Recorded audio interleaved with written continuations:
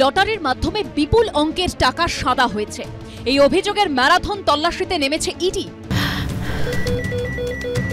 ক্যান্সারে নেই আর ভয়, NCRI হবে এর জয়। আপনাদের ভরসা নেতাজি সুভাষচন্দ্র বোস ক্যান্সার হসপিটাল। বৃহস্পতিবার, শুক্রবারের পর শনিবার লাগাতার 3 দিন কলকাতা, চেন্নাইয়ের 20 জায়গায় তল্লাশি চালাচ্ছে এনফোর্সমেন্ট ডিরেক্টরেট।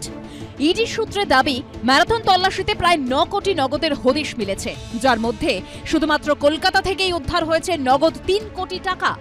এছাড়াও উদ্ধার হয়েছে প্রচুর আর্থিক লেনদেনের নথি, অবিকৃত টিকিট। ইডি সূত্রে দাবি, তদন্তে জানা গেছে ফিউচার গেমিং অ্যান্ড হোটেল সার্ভিসেসের বিরুদ্ধে হাজার হাজার কোটি টাকার কর ফাঁকি এবং আর্থিক তছরূপের অভিযোগ রয়েছে। ইডি সূত্রে এখনো পর্যন্ত যেটা জানা যাচ্ছে যে পরিমাণ টিকিট বাজারে ছাড়া হতো তার থেকে অনেকটাই অংশ কিন্তু অবিকৃত হিসেবে রাখতো ডিআর লটারি। ঠিক সেখান থেকেই পরিচিতদের মধ্যে বা নিজেদের কর্মীর মধ্যে হাই প্রাইসের টিকিটকে বিক্রি করা হতো। স্বাভাবিকভাবে তারা যখন সেই টিকিটের প্রাইস মানি জিতত, সেই টাকাই পরবর্তীকালে কিন্তু সংস্থাতেই ফেরত আসতো। সূত্রের দাবি, 4 দিন আগে দিল্লি থেকে কলকাতায় আসেন ইডির ইনভেস্টিগেশন হেডকোয়ার্টার জোন 1 এর অফিসাররা। বৃহস্পতিবার সকালে দলে দলে ভাগ হয়ে তাঁরা অপারেশনে ছড়িয়ে পড়েন 7টি জায়গায়।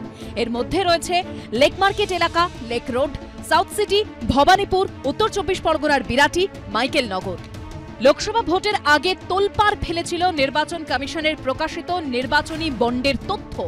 সুপ্রিম কোর্টের নির্দেশে SBI এর দেওয়া নির্বাচন কমিশনের প্রকাশ করা তথ্য অনুযায়ী গত 4 বছরে নির্বাচনী বন্ডের মাধ্যমে গোটা দেশে সবচেয়ে বেশি টাকা পেয়েছে বিজেপি, আর তারপরেই দ্বিতীয় স্থানে রয়েছে তৃণমূল। তারা পেয়েছে প্রায় 1609 কোটি টাকা। আর প্রায় 5 দশক ধরে দেশ চালানো কংগ্রেস টাকা পাওয়ার নিরিখে রয়েছে তৃণমূলেরও পরে।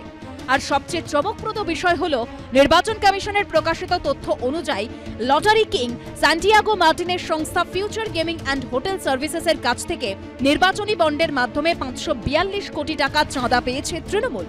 ডিয়ার লটারির মালিকের সংস্থা তৃণমূলকেই সবথেকে বেশি চাঁদা দিয়েছে। এই লটারি কোম্পানির মোট চাঁদার 40% তৃণমূল পেয়েছে। বাংলায় তাদের ডিয়ার লটারির রমরমা। SBI এর প্রকাশিত তথ্য বলছে, বিতর্কিত এই লটারি সংস্থা তৃণমূলকে সর্বোচ্চ 542 কোটি টাকা দেওয়ার পাশাপাশি তামিলনাড়ুর শাসক দল DMK কে 503 কোটি টাকা, বিজেপিকে 100 কোটি টাকা এবং কংগ্রেসকে 50 কোটি টাকা দিয়েছে। এই স্যান্টিয়াগো মার্টিন এবং তার ঘনিষ্ঠদের ঠিকানাতেই বৃহস্পতিবার থেকে ম্যারাথন তল্লাশি চালাচ্ছে এনফোর্সমেন্ট ডিরেক্টরেটের একাধিক টিম। এই সংস্থায় ডিয়ার লটারি চালায়।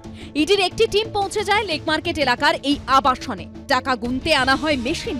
শনিবারও সেখানে পৌঁছে যান ইডি আধিকারিকরা। তদন্তকারীদের অনুমান, লটারি দুর্নীতির মাধ্যমে একাধিক প্রভাবশালীর কাছে টাকা পৌঁছে দেওয়া হয়েছে। লটারির মাধ্যমে প্রচুর কালো টাকা সাদা হয়েছে বলেও ইডি সূত্রে দাবি। কিন্তু কোন প্রভাবশালীরা এই চক্রে জড়িত?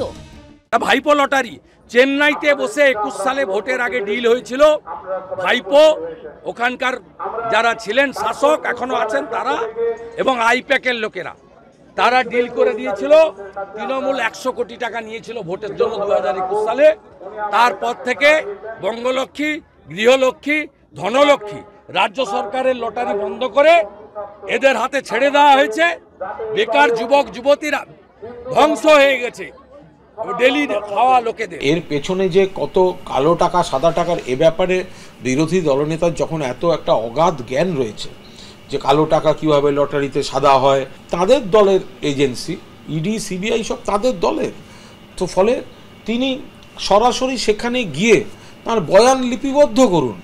আর যদি বাজার গরমই করবেন, তাহলে তার নিজের দলের নির্বাচনী তহবিলে কোন কোন কোম্পানির টাকা আছে, তা আপনি নিজের বেলা আঁটি সুটি, পরের বেলা দাঁত কপাটি, এ কি করে হবে? সব মিলিয়ে লটারি কেলেঙ্কারিতে বিপুল টাকা উদ্ধার ও প্রভাবশালী যোগের অভিযোগে সরগরম রাজ্য রাজনীতি। সুকান্ত মুখোপাধ্যায়, অরিত্রিক ভট্টাচার্য ও অনির্বাণ বিশ্বাসের রিপোর্ট, ABP আনন্দ।